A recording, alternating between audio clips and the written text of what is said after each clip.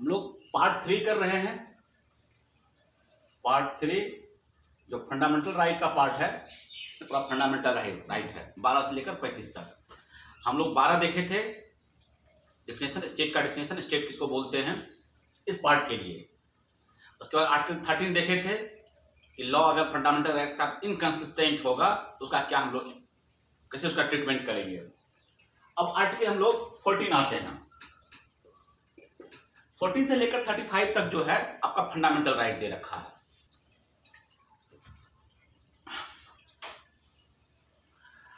कितने तरह का फंडामेंटल राइट है हमारे पास?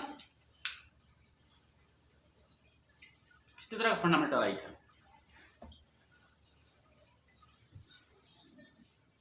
कोई जानते हैं तो बताइए हमको। आपके बुक में, आपके कॉन्स्टिट्यूशन में कितने तरह का फंडामेंटल राइट दे रखा है?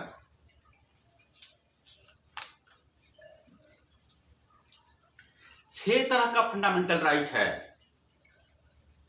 पहले 7 था, लेकिन अब जो है 6 तरह का फंडामेंटल राइट है। देख लीजिए, स्पेसिफिक भूलिए मत आप लोग। सबसे पहले राइट टू इक्वलिटी, समता का अधिकार। दूसरा है right to freedom. Right to equality जो है, आप लोग इसको इस तरीके से याद रखेंगे इसको। राइट टू इक्वलिटी आर्टिकल 14 से लेकर 18 तक, ये राइट टू इक्वलिटी है। आर्टिकल 14 से लेकर 18 तक जो है राइट टू इक्वलिटी है। दूसरा है राइट टू फ्रीडम, 19 से लेकर 22 तक, स्वतंत्रता का अधिकार। राइट टू फ्रीडम, स्वतंत्रता का अधिकार, आर्टिकल 19 से लेकर 22 तक। नेक्स्ट है आपका राइट अगेंस्ट एक्सप्लॉयटेशन, शोषण के विरुद्ध अधिकार। ये आपको आर्टिकल 23 और आर्टिकल 24, 2 आर्टिकल है इसमें। नेक्स्ट है right to freedom of religion, धर्म की स्वतंत्रता का अधिकार। धर्म की स्वतंत्रता का अधिकार, आर्टिकल 25 से लेकर 28 तक, आर्टिकल 25 से लेकर 28 तक। नेक्स्ट है कल्चरल एंड एजुकेशनल राइट, संस्कृति और शिक्षा संबंधी अधिकार। संस्कृति और शिक्षा संबंधी अधिकार, आर्टिकल 29 से लेकर 31 तक, 29 से लेकर 31 तक। 29 और 30 है, ठीक है ना। नेक्स्ट है आपका संवैधानिक उपचारों का अधिकार, संवैधानिक उपचारों का अधिकार, right to constitutional remedies, article 32। ये 6 तरह का आपको राइट है, फंडामेंटल राइट, याद रखिएगा। कौन आर्टिकल कहां से कहां तक है? एक और आर्टिकल आपके पास फंडामेंटल राइट था, संपत्ति का अधिकार, राइट टू प्रॉपर्टी। आवाज आ रही है सबको? हाँ, संपत्ति का अधिकार था जो आर्टिकल 31 में था। इसको 44 अमेंडमेंट, 44वां अमेंडमेंट कब, कौन सा साल में हुआ था? 1978 में। ये सब चीज याद रखिए आप लोग। 1978 में 44th अमेंडमेंट हुआ था, जिसमें कि ये जो हमारा आर्टिकल 31 था संपत्ति के अधिकार को, इसको हटा के, हमारा फंडामेंटल राइट था, इसको हटा के हमारा लीगल राइट बना दिया गया, कानूनी अधिकार, और इसको 300A में जोड़ा गया। वहां से हटाकर 300A में, 300 क में इसको जो है कानूनी अधिकार बना दिया गया। क्लियर? भाग 12 में, भाग 3 से चला गया है ये भाग 12 में। तो इतनी चीजें याद रखिएगा। पहले 7 तरह का हमारे पास फंडामेंटल राइट था। एक संपत्ति के अधिकार को वहां से क्या कर दिया गया, फंडामेंटल राइट से हटाकर इसको बना दिया गया कानूनी अधिकार, 300 क में इसको जोड़ा गया। क्लियर? क्लियर हो गया ये चीजें? अब हमारा जो है 6 तरह का जो हमारा फंडामेंटल राइट है, उसमें सबसे पहले है राइट टू इक्वलिटी, समता का अधिकार। अब इसमें ध्यान से देखिएगा, आर्टिकल 14 जो है हमारा बहुत ही इंपॉर्टेंट आर्टिकल है। आर्टिकल 14 इसको हम लोग, हमारे पास 3 ऐसे आर्टिकल हैं, ठीक है ना। एक केस है हमारे पास, Maneka Gandhi versus union of India. ये केस आप लोग सुने होंगे, Maneka Gandhi versus union of India 1978 का, 1978 का एक केस है। 3 आर्टिकल हमारे पास, आर्टिकल 14, आर्टिकल 19 और आर्टिकल 21। आर्टिकल 14 आप लोग कहीं पे राइट डाउन करते चलिए, आर्टिकल 19 और आर्टिकल 21। इस 3 आर्टिकल को गोल्डन ट्रायंगल कहा जाता है। गोल्डन ट्रायंगल, ये सब याद रखिएगा, आप लोग एमसीक्यू में पूछेगा। ये 3 आर्टिकल जो है हमारा, आर्टिकल 14, आर्टिकल 19 और आर्टिकल 21 को सुप्रीम कोर्ट इस वाले मामले में, Maneka Gandhi versus union of India 1978 का केस का नाम लिख लीजिएगा, इसमें लिख लीजिएगा केस का। इसको, इन तीनों आर्टिकल को डिस्क्राइब करते हुए सुप्रीम कोर्ट ने कहा कि यह गोल्डन ट्रायंगल है आपका। ये तीनों बहुत ही इंपॉर्टेंट आर्टिकल है आपका। ओके राहुल, हाँ इसको ध्यान रखिएगा, बहुत इंपॉर्टेंट आर्टिकल है। 14 जानते हैं, 14 भी एलोबरेट करेंगे। 19 में बोलने की आजादी है हमारा, वाक स्वतंत्रता का अधिकार, और आर्टिकल 21 जानते हैं, राइट टू लाइफ है और पर्सनल लिबर्टी है उसमें, ठीक है। तो सबको एलोबरेट करेंगे। क्या क्या कीवर्ड है हम बताते चलते हैं, आप लोग इसको जो है राइट डाउन करते चलिएगा, लिखते चलिएगा। पहले हम पढ़ते हैं आर्टिकल 14 कहता क्या है आपका, ठीक है। आर्टिकल 14 कहता है, the state shall not deny to any person equality before the law और the equal protection of the law within the territory of India. ये 2 लाइन में आर्टिकल खत्म है आपका। ये आर्टिकल सिर्फ 2 लाइन लिखा हुआ है आर्टिकल में। क्या कर रहा है, the state shall not deny. अब जो यहां वर्ड आया है स्टेट, इसी को हम लोग डिफाइन किए थे आर्टिकल 12 में। 12 में डिफिनेशन बताए थे आर्टिकल स्टेट मतलब क्या होगा, तो वहां वही 12 में इसी स्टेट के लिए वहां पर डिफाइन करने की जरूरत पड़ी थी। यहां जो स्टेट वर्ड लिखा हुआ है, स्टेट आप लोग जानते ही हैं। तो कहता है स्टेट क्या करेगा, वह डिनाई नहीं करेगा, वंचित नहीं करेगा किसी को भी, टू एनी पर्सन। 2-3 चीजों का और ध्यान रखिएगा, यहां पे वर्ड लिखा हुआ है एनी पर्सन। तो जहां पे आपके फंडामेंटल राइट में एनी पर्सन लिखा हुआ रहे, वह समझिएगा कि वह अधिकार भारत के नागरिक को भी है और कोई विदेशी आ गया उसको भी है। क्लियर राहुल? हाँ, तो ये सब ध्यान रखिएगा। अर्पणा, सुभाष, तहसीन, फैजल, पिंकी, मौसमी और यानिशा, हाँ ये सब कीवर्ड है, सब ध्यान रखिएगा। जहां पे लिखा हुआ रहेगा सिटीजन, तो समझिएगा केवल भारतीय नागरिक को मिला हुआ अधिकार, ओके। और जहां पे लिखा हुआ रहे कोई पर्सन लिखा हुआ है, एनी पर्सन लिखा रहे, तो वो सभी को है, यानी कि उसमें भी कोई डिस्क्रिमिनेशन नहीं करेगा। तो यही कह रहा है कि state shall not discriminate, sorry यहां पे कह रहा है the state shall not deny to any person equality before the law, ठीक है ना। अब इसका हिंदी में बता देते हैं क्या होता है, विधि के समक्ष समता, यानी कि लॉ के सामने इक्वल होगा, एक ये कह रहा है, और विधियों के समान संरक्षण, इक्वल प्रोटेक्शन ऑफ लॉ। ये 2 चीजों पर जोर दे रहा है आपका आर्टिकल 14। हम दोनों को एलोबरेट करते हैं, दोनों कह क्या रहा है। आर्टिकल 14 उसमें कह रहा है कि इक्वलिटी बिफोर लॉ, लॉ के लिए, लॉ के समान जो है, लॉ के सामने जो है सभी लोग क्या होंगे, समान होंगे। सिंपल सा मतलब उसका यही होता है, ठीक है ना। विधि के समान, विधि के समक्ष समता, यही इसका हिंदी होता है। 2 वर्ड है, equality before law and equal protection of law. अब दोनों का एलोबरेशन देखिएगा। एक सुप्रीम कोर्ट का एक जजमेंट है जिसमें कहा गया कि दोनों का जब आप क्रक्स निकालेंगे तो मतलब एक ही निकल कर आएगा, ठीक है ना। एक हमारे पास केस है, केस पर रीड भी करेंगे हम अभी, लेकिन दोनों में क्या फर्क है और कहां कहां का कंसेप्ट है वो देखिएगा। सबसे पहले इक्वलिटी बिफोर लॉ पे हम लोग आते हैं। आप लोग डायसी कंसेप्ट पढ़े हैं, rule of law, rule of law, ये सब कीवर्ड है, लिखते चलिएगा आप लोग। Rule of law, basic concept.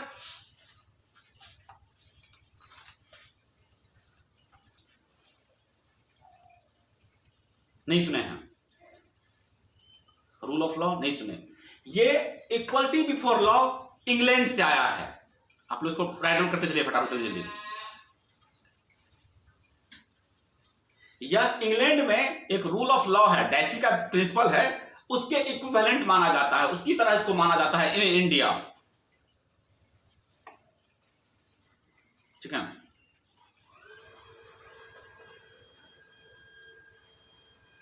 अब हम इसका एक प्रिंसिपल है, हम वो पढ़ते हैं, आप आपको समझिएगा।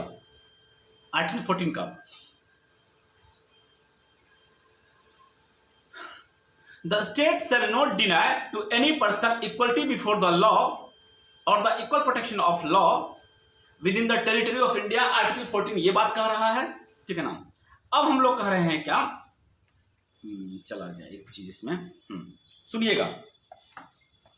ये इंग्लिश ओरिजिन का जो है, ठीक है ना, कहता है इसमें क्या, the absence of any special privilege by reason of birth, creed or the like in favor of any individual among equals, the equal should be equal and should be equally administered। ये इसका पूरा का पूरा जो word है, as it is पढ़ दिए इसको, ये पूरा का पूरा इसका मतलब है among should be treated equally। ये सब वर्ड सुने थे कभी आप लोग?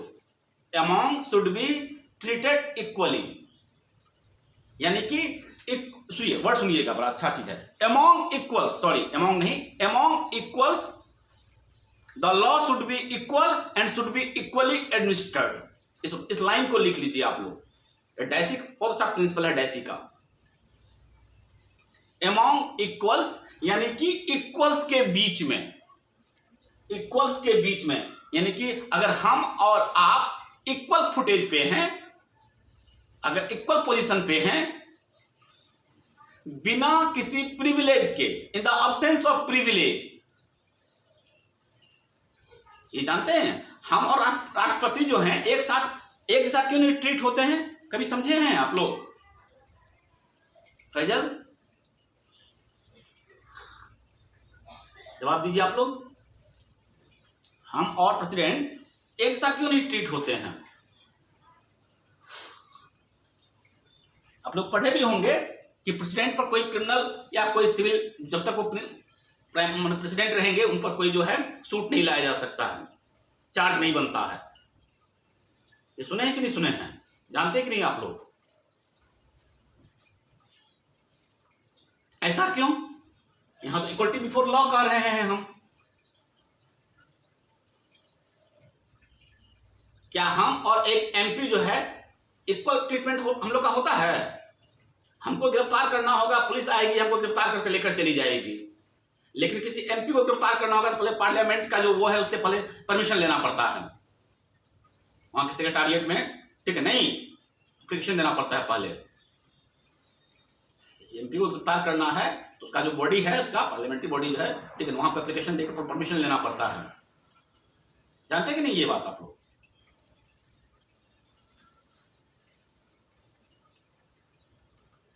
ऐसा क्यों होता है? हाँ, ऐसा क्यों होता है? इसीलिए ऐसा होता है कि हमारा जो अभी जो हम दो लाइन पर है, इसी में पूरा का पूरा इक्वलिटी बिफोर लॉ का क्रक्स है। सबसे पहले क्या है? In the absence of any special privilege. सबसे पहला चीज इस चीज को समझ लीजिए कि अगर किसी को स्पेशल प्रिविलेज नहीं मिला हुआ है, अगर किसी को स्पेशल प्रिविलेज नहीं मिला हुआ है, ठीक, और स्पेशल प्रिविलेज बर्थ के हिसाब से नहीं मिलता है, ठीक है ना, रंग के हिसाब से नहीं मिलता है, लॉ के हिसाब से, उसमें बात करेंगे हम लोग। तो अगर किसी को स्पेशल प्रिविलेज नहीं है, तब आगे लिख रहा है अमॉन्ग इक्वल्स, यानी कि इक्वल लोगों के इक्वल के बीच में the law should be equal. Law जो होगा वो इक्वल होगा, सभी लोग इक्वल होंगे, सभी लोग के लिए इक्वल ट्रीटमेंट होगा, सभी लोग के लिए इक्वल एडमिनिस्ट्रेड होगा लॉ। यही है डैसी कॉन्सेप्ट इंग्लैंड में। सुप्रीमेसी ऑफ लॉ के बारे में बात कर रहा है कि लॉ आपका सुप्रीम होगा। हम और प्रेसिडेंट इक्वली ट्रीट इसलिए नहीं होते हैं कि वो उसके पास स्पेशल प्रिविलेज है। ओके, समझ रहे हैं इस चीज को कि नहीं? इसलिए इस चीज तो कभी आप लोग, बहुत लोग आर्ग्यू करते हैं इस बारे में कि कह रहा है इक्वलिटी बिफोर लॉ है, उसमें तो कहां इक्वल ट्रीट होते हैं, एक आईएएस के साथ अलग ट्रीटमेंट होता है, एक चौकीदार के साथ अलग ट्रीटमेंट होता है। वो इसलिए ऐसा बात करता है क्योंकि वो आर्टिकल 14 को सही से पढ़ा ही नहीं है। सुप्रीमेसी ऑफ लॉ तो है, ठीक है ना, आपका आर्टिकल 14 जो है वो तीन चीजें हैं, आप लोग राइट डाउन कर लीजिए, 3 चीजों पर बेस्ड है। सबसे पहले supremacy of law and absence of arbitrary power, ये एक पहला इसका कॉन्सेप्ट है। ये तो आपको 3 चीजें करके दे रहा है आपको रूल ऑफ लॉ। दूसरा equality before law, rule of law के बारे में बात करते हैं, आप रूल ऑफ लॉ अच्छे से कीजिएगा, उसको अच्छा चीज है। 2 चीजें हो गई। और तीसरा जो है आपका constitution is the result of ordinary law of the land. Rule of law में ये 3 कॉन्सेप्ट है। सबसे पहला क्या बोले? सबसे पहला बोले supremacy of law and absence of arbitrary power. दूसरा कॉन्सेप्ट क्या है? Equality before law. और तीसरा कॉन्सेप्ट क्या है आपका? Constitution is the result of ordinary law of the land. ऊपर का 2 जो कॉन्सेप्ट है वह इंडिया में एप्लीकेबल है, इंडियन के लीगल सिस्टम में ये 2 चीजें आई हैं, ठीक है ना। बाकी ये तीसरा जो चीज है वो इंडियन में अप्लाई नहीं है, इंडियन लीगल सिस्टम में अप्लाई नहीं है, हमारे सिस्टम में वो अप्लाई नहीं है। वो बाकी रूल ऑफ लॉ का जो 2 कंसेप्ट ऊपर का है वो इंडिया में एप्लीकेबल है, इसलिए हम लोग उसकी बात नहीं करते हैं। तो सिंपल सा चीज, हम लोग आर्टिकल 14 में जब इक्वलिटी बिफोर लॉ के बारे में जब बात कर रहे होते हैं तो 2 चीजों का हमेशा ध्यान रखिएगा। क्या कि अगर 2 लोग इक्वल फुटेज पे है, ऐसे इसको चेक कीजिएगा, ठीक है, अमॉन्ग्स इक्वल, अगर वह इक्वल फुटेज पे है तो इक्वली ट्रीट किया जाएगा, उसके लिए इक्वली एडमिनिस्टर्ड होगा लॉ, बशर्ते उसको कोई स्पेशल प्रिविलेज नहीं मिला हुआ हो। तो स्पेशल प्रिविलेज जैसे ही मिल गया वो आपसे अलग हो गया। जहां पे हम और आप इक्वल फुटेज पर रहेंगे, हम लोग लॉ के नजर में इक्वल रहेंगे, हम दोनों पर लॉ इक्वली बिहेव करेगा, इक्वली ट्रीट करेगा हम दोनों को लॉ। हमारा भी ट्रायल उसी तरीके से होगा जिस तरीके से आपका ट्रायल प्रोसीजर है। हमारे लिए अरेस्ट का वही प्रोविजन रहेगा जो आपके लिए रहेगा। क्लियर? ये कॉन्सेप्ट क्लियर है? हाँ, और एक तो ये चीज ध्यान रखिएगा, Dicey concept rule of law of England से ये आया है आपका। इक्वलिटी बिफोर लॉ जो है इंग्लैंड का डैसी कॉन्सेप्ट है, ये निगेटिव है, ये निगेटिव कॉन्सेप्ट है, ये याद रखिएगा आप लोग इसको, ये निगेटिव कॉन्सेप्ट है। सिंपल सा इसका मतलब है, जो वर्ड इसके लिए इस्तेमाल डैसी किया है, ठीक है ना, like should be treated alike, यही इसका मतलब है। Like should be treated alike, like मतलब होता है एक जैसा, एक जैसे जो लोग रहेंगे, एक जैसे जो होंगे वह एक जैसे ही ट्रीट किए जाएंगे। एक क्लास में 25 छात्र है, 25 एक जैसा ट्रीट किया जाएगा। क्लियर? इस बात से कोई फर्क नहीं पड़ेगा एक टीचर को, एक स्कूल को, कि वो बच्चा किस कास्ट का है, किस रिलीजन का है, कितना मार्क्स आया है। समझे? ये सिंपल सा इक्वलिटी बिफोर लॉ यही चीज समझा रहा है कि आपके पापा क्या करते हैं, आप अमीर हैं, आप गरीब हैं, आप इक्वली ट्रीट किए जाएंगे। आप एक साथ, आप अगर ये फिजिक्स की क्लास है तो सबको फिजिक्स पढ़ाई जाएगी इस क्लास में, अगर ये केमिस्ट्री क्लास है तो सबको केमिस्ट्री पढ़ाई जाएगी, इक्वली ट्रीटमेंट रहेगा आपका। 1 घंटे की क्लास है तो सबको 1 घंटा ही बैठ के पढ़ना है। क्लियर? ये होता है इक्वलिटी बिफोर लॉ में कि इक्वल जो होंगे वो इक्वली ट्रीट होंगे। कोई दिक्कत इसमें? अब नेक्स्ट आ जाइए, इक्वल प्रोटेक्शन ऑफ लॉ। ये यूएसए के कॉन्सेप्ट से आया है, यूएसए अमेरिका। लीजिए, इसे पूछता है कभी कभी, ये पॉजिटिव कॉन्सेप्ट है, ठीक है, यूएसए के कॉन्सेप्ट से आया है ये। 14वां अमेंडमेंट यूएसए में हुआ था, वहां पे इस चीज को जो है इसको लिया गया था, इक्वल प्रोटेक्शन ऑफ लॉ। अब देखिएगा, अब जो इसको समझाएंगे बहुत थीन लाइन है, समझने का सिर्फ थोड़ा सा थीन लाइन है, बाकी आपको लगेगा क्या कि दोनों का मीनिंग सेम निकल कर आ रहा है, इसलिए एक साथ इसको लिखा भी गया है, और वर्ड लिखा गया है ना, और लिखा हुआ आपके बैरक में देखिए लिखा हुआ है, the state shall not deny to any person equality before the law, और लिखा हुआ है, एंड नहीं लिखा हुआ है लिखा हुआ है और, या है इसका मतलब होता है the equal protection of the law. अब इसका ये क्या कॉन्सेप्ट है, ये देखिए, ये पॉजिटिव एस्पेक्ट रखता है, ये आपका ये कह रहा है आपको, ठीक है ना, सुनिएगा बड़ा अच्छा चीज है। It means that similarly circumstanced people shall be treated alike both in privilege comfort and liability imposed. In other words, same law shall apply to who all similarly circumstances, कि जो सिमिलर सर्कमस्टांसेस में हो है, एक जैसी परिस्थिति में जो लोग हैं उन पर एक जैसा लॉ अप्लाई होगा। क्लियर? बात समझ रहे हैं इस चीज को कि नहीं? वर्डोलॉजी देखिए कितना खूबसूरत है। अमेरिकन कॉन्स्टिट्यूशन से इसको जो है अमेंडमेंट से 14th अमेंडमेंट जो हुआ था वहां पे, उसमें इस चीज को डाला गया था और वहां से इंडिया में हम लोग लिए हैं इसको। ये कह रहा है कि सिमिलर सर्कमस्टांसेस, ठीक है ना, सेम लॉ अप्लाई, यानी कि same law shall apply to all who are similarly circumstances. एक ही लॉ अप्लाई होगा अगर एक ही सर्कमस्टांसेस में हैं लोग, उन सभी लोगों पे जो सिमिलर सर्कमस्टांसेस पर है एक ही लॉ अप्लाई होगा। तो अब ये जो चीज है, इसमें जजमेंट वगैरह सुप्रीम कोर्ट का है, इसको जब सुप्रीम कोर्ट इंटरप्रेट किया तो इसमें एक चीज कहा, आपको थोड़ा सा फ्रीडम क्या दिया, इसलिए इसको पॉजिटिव एस्पेक्ट बोलते हैं इसको हम लोग। थोड़ा सा फ्रीडम इसमें क्या आया है, थोड़ा सा इसमें फ्रीडम ये आया है कि वह स्टेट को रीजनेबल क्लासिफिकेशन करने के लिए बोल दिया। अब समझिएगा इस चीज को, इसमें स्टेट को थोड़ा सा क्या किया, फ्री हैंड दिया कि आप रीजनेबल क्लासिफिकेशन कर सकते हैं। अभी तक क्या बोले कि कोई अगर प्रिविलेज नहीं है तो सभी लोग एक से ट्रीट होंगे, कोई क्लासिफिकेशन की बात नहीं, कोई आप भेदभाव नहीं करेंगे किसी भी तरह का, सिर्फ प्रिविलेज का फर्क है आपका, ठीक है, हमारे और प्रेसिडेंट में सिर्फ प्रिविलेज का फर्क है। लेकिन ये कहता है क्या कि अब जो है आप रीजनेबल क्लासिफिकेशन कर सकते हैं, दो लोगों के बीच में रीजनेबल क्लासिफिकेशन। और रीजनेबल क्लासिफिकेशन बर्थ के हिसाब से नहीं होगा, ग्राउंड के हिसाब, मतलब इसके हिसाब से नहीं होगा, रंग के हिसाब से नहीं होगा, ठीक है ना। आप किसी भी तरह से अगर करेंगे और वह रीजनेबल होगा तो सुप्रीम कोर्ट का तर्क मानेंगे। खाली आप बर्थ को ग्राउंड मान लेंगे कि नहीं, इसका जन्म पूर्णिया में हुआ, इसका जन्म कटिहार में हुआ, इसका जन्म अररिया में हुआ, तो पूर्णिया वाले लोगों को हम स्पेशल प्रिविलेज देंगे, तो फिर यहां पे ये गलत हो जाएगा। बर्थ प्लेस के हिसाब से क्लासिफिकेशन दो लोगों को नहीं कर सकते, आप डिस्क्रिमिनेट नहीं कर सकते हैं। वो आप डिस्क्रिमिनेशन तो मतलब क्लासिफिकेशन तो कर सकते हैं, बट वो रीजनेबल होना चाहिए, ठीक है। एक दो केस पढ़ते हैं, आपको ये चीज बहुत अच्छा क्लियर हो जाएगा। ये केस है हमारे पास, हम पढ़ देते हैं उस केस को, अच्छा चीज है।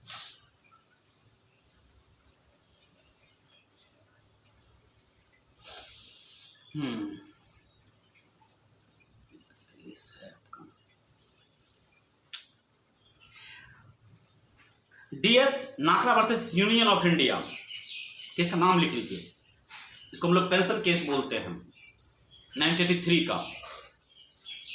DS नाकरा, NAKARA versus union of India.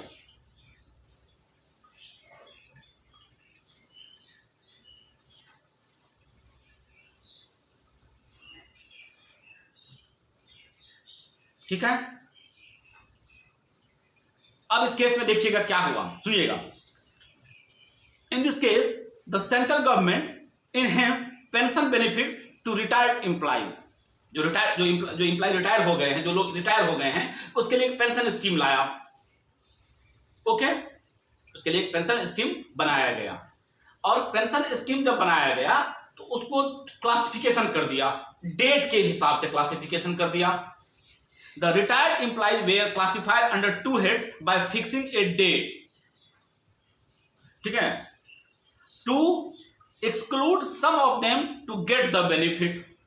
तो जो डेट के हिसाब से क्लासिफिकेशन किया ना, बस एग्जांपल दे रहे, जैसे पूरा फैक्ट तो है नहीं, कि मान लीजिए कि इस डेट से जो पहले रिटायर किए हैं उसको मिलेगा, इस डेट के बाद रिटायर किए उसको नहीं मिलेगा। इस तरह से क्लासिफिकेशन किया। तो कुछ लोग क्या हुए, बेनिफिट नहीं मिला, उसको पेंशन स्कीम का बेनिफिट नहीं मिला, चले गए कोर्ट में।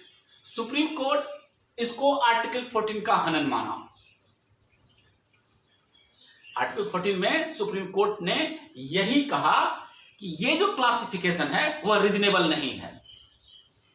इस तरीके से क्लासिफिकेशन नहीं कर सकते हैं आप, डिस्क्रिमिनेट नहीं कर सकते हैं। क्लियर? तो यहां पे सुप्रीम कोर्ट रीजनेबल क्लासिफिकेशन को ही जो है कहा कि ये चीज तो आप कर सकते हैं, रीजनेबल क्लासिफिकेशन, और है भी। जैसे कि अभी आप बार बार हम लोग आगे आगे 15 में पढ़ेंगे, 16 में पढ़ेंगे। हम लोग बिहार में जो अगर बात करते हैं कि 33% रिजर्वेशन है महिलाओं को, है या नहीं है, इसको आप लोग डिस्क्रिमिनेशन मान सकते हैं, इसको डिस्क्रिमिनेशन मानता भी है, लेकिन ये 15 में 16 में लिखा हुआ है। और अगर यहां के सेंस में समझें तो ये क्लासिफिकेशन जो किया गया है वो रीजनेबल है। इसको सुप्रीम कोर्ट कहा कि रीजनेबल क्लासिफिकेशन है वो। क्यों? क्योंकि नहीं करेंगे ना, लेकिन आर्टिकल 15 में, ठीक है, ये क्लियरली लिखा हुआ है कि स्टेट जो है स्पेशल प्रिविलेज दे सकती है महिलाओं को या पिछड़े लोगों को। आर्टिकल 15 में इसको एलोबरेट करेंगे, तब देखिएगा, ठीक है ना। अब क्या है, हमको यहां ये समझना है कि जो क्लासिफिकेशन यहां तो 15 में भी वो चीजें बच रही है, आपको 15 के हिसाब से भी महिलाओं को दिया गया, बच रही है वहां पे वो। यहां भी अगर क्लासिफिकेशन रीजनेबल है तो सुप्रीम कोर्ट 14 का हनन नहीं मानेगी। एक हमारे पास एक केस, हम एक मिनट रुक जाइएगा जरा, केस है हमारे पास। जैसे एक आप लोग एक केस पढ़ देते हैं, अच्छा केस है यह भी, ठीक है ना।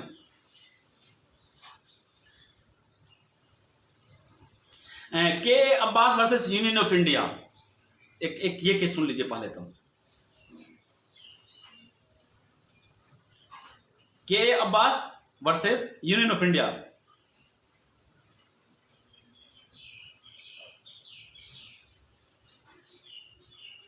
In this case, classification as to issue of U certificate and A certificate of films was challenged. किसी फिल्म को U सर्टिफिकेट मिलता है और किसी फिल्म को A सर्टिफिकेट मिलता है ना। मूवी में आप लोग फिल्म देखते होंगे। इसको चैलेंज किया गया सुप्रीम कोर्ट में कि ये जो है ना, ये आर्टिकल 14 का हनन है।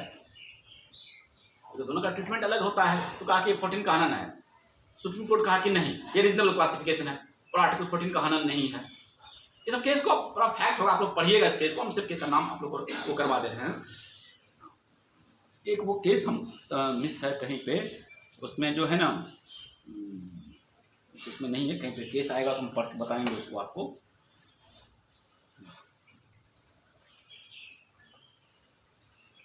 एक केस लिख लीजिए आप लोग, state of West Bengal versus Anwar Ali Sarkar, 1952 का, बहुत अच्छा केस है यह भी।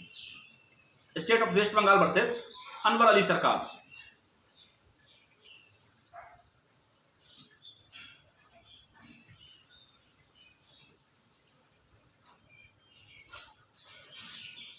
इसमें वही चीज जो भी अभी से बता रहे हैं, वही चीज बताया गया है कि equal protection of law means all person similarly circumstance should be treated alike both in privilege comfort and liabilities imposed.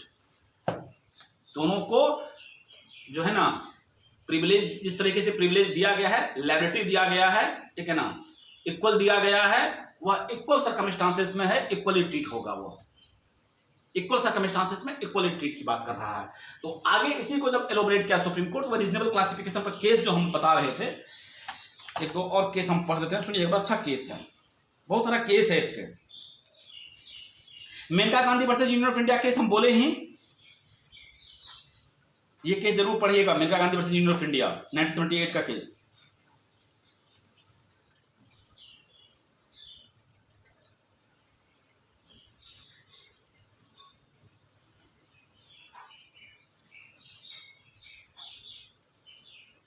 एक केस है एयर इंडिया वर्सेस नरगेश मिर्जा, 1981 का केस।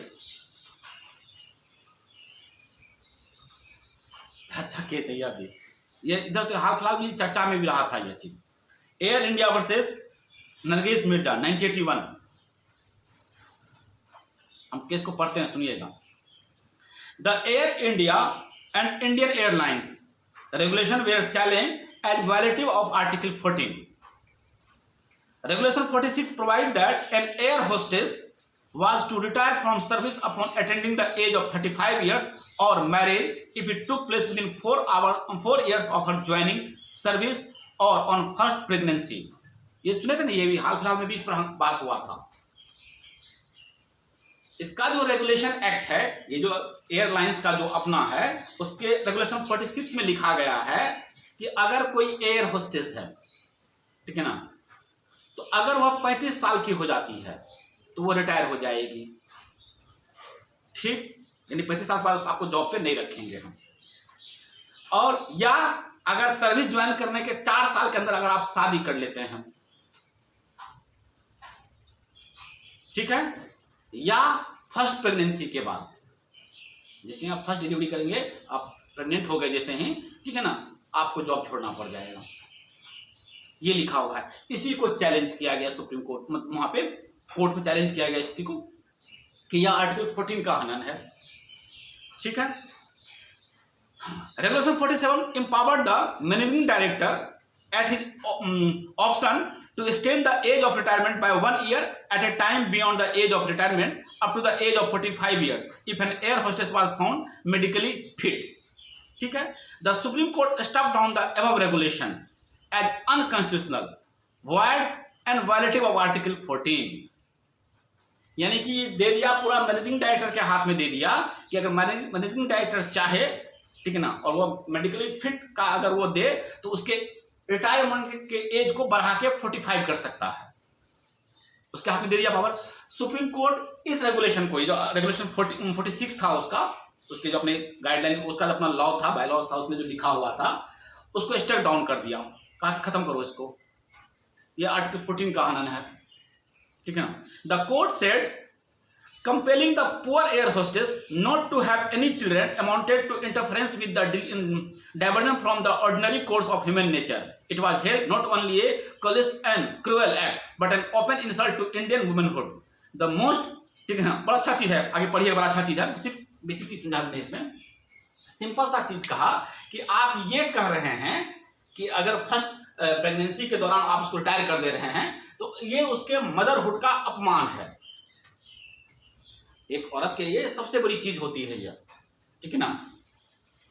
आप लोग हाल फिलहाल में भी इस तरह का जजमेंट आया था सुप्रीम कोर्ट का, आप लोग नहीं पढ़ते हैं, ठीक है ना, इस मदरहुड को लेके, ठीक है ना। तो जज साहब उसमें कहे थे साहब कि वकील साहब आप खड़े हैं यहाँ पे, हम बैठे हुए यहाँ पे किसी माँ की देन है, ठीक है ना, अगर माँ नहीं रहती तो हम लोग नहीं रहते यहाँ पे। तो इस तरह की चीजें लाकर आप जो है मदरहुड का अपमान करते हैं। तो इस ग्राउंड पे कि वह प्रेग्नेंट हो गई, आप उसको जॉब से निकाल रहे हैं, ठीक है ना, तो ये पूरे वुमेनहुड का अपमान है, महिला पूरा अपमान जाति का, मतलब महिला जाति का अपमान है यह, ठीक है ना।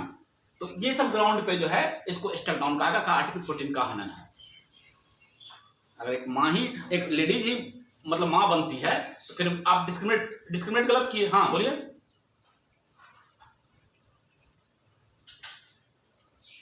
हाँ, रिजर्वेशन में क्लासिफिकेशन है, आर्टिकल 15 में, 16 में है, बात होगी उस पर, तो 15 पे आएंगे, 16 पे आएंगे। ऐसा कुछ भी नहीं है जो कि आपके कॉन्स्टिट्यूशन से बाहर है। क्या हुआ?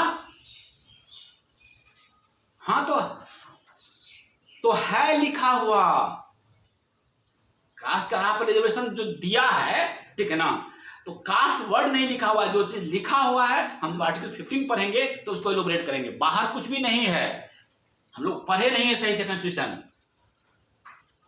ठीक है ना। अब जब यह दिया गया था, थोड़ा सा चीज बता देते हैं रिजर्वेशन को लेके, कि जब यह दिया गया था रिजर्वेशन, ठीक है ना, उस वक्त जो लिखा हुआ था सोशली वीकर सेक्शन, ठीक है ना, कि जो सोशली बैकफुट पे है। तो जब इसको, अब बात आप पूरा बात सुनेंगे नहीं, बात को लपक लेंगे आप लोग। जब यह लिखा गया था तो उसमें लिखा गया था सोशली वीकर सेक्शन। हम 1950 की बात कर रहे हैं, जब हमारा आर्टिकल 14 था, 15 था। उस वक्त क्या हुआ अब ये मामला क्यों चर्चा में रहता है, इसी कारण से चर्चा में रहता है जो आप पूछ रहे हैं हमसे, ठीक है। तो जो लोग सोशली बैकफुट पे थे उनके लिए रिजर्वेशन था, तो एक लिस्ट बनाई गई कि आखिर कौन से कम्युनिटी के लोग हैं, कौन से ऐसे लोग हैं जो सोशली विकर है, बैकफुट पे है समाज में। तो कुछ खास जाति, ठीक है ना, आप जो कह रहे हैं जाति के आधार पर दिया गया रिजर्वेशन, कुछ खास जाति ही जो है मोस्टली क्या थे, सोशली। अगर एक एग्जांपल देते हैं कि अगर कोई ब्राह्मण गरीब भी था लेकिन समाज में उसकी बहुत इज्जत थी, ठीक है ना, राहुल समझिएगा इस बात को, तो सोशली वो बैकफुट पे नहीं था, समझ रहे हैं। अगर कोई अब कास्ट की बात कर रहे हैं, कोई राजपूत, अगर वह गरीब भी था लेकिन सोशली बैकफुट पे नहीं था वो, लेकिन एक खास तबका था, एक खास कास्ट था जो कि बैकफुट पे था, तो उन कास्ट को का लिस्ट बनाया गया और उन कास्ट को रिजर्वेशन दिया गया।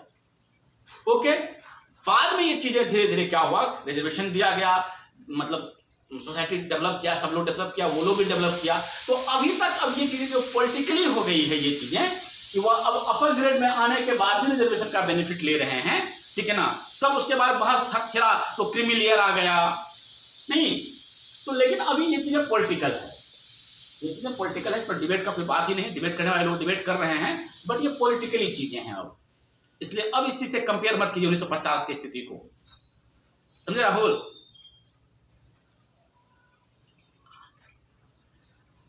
हाँ, तो अब तो ये चीजें तो ये हमारा नहीं है ना, ये तो पॉलिटिकल लोग सोचेंगे, जो कॉन्स्टिट्यूशन बनाने वाले लोग सोचेंगे, हम कैसे कहते हैं गलत है, हम कैसे कहते हैं सही है। हाँ, ऑफ रिकॉर्ड पूछोगे, मान लो ऑफ रिकॉर्ड क्या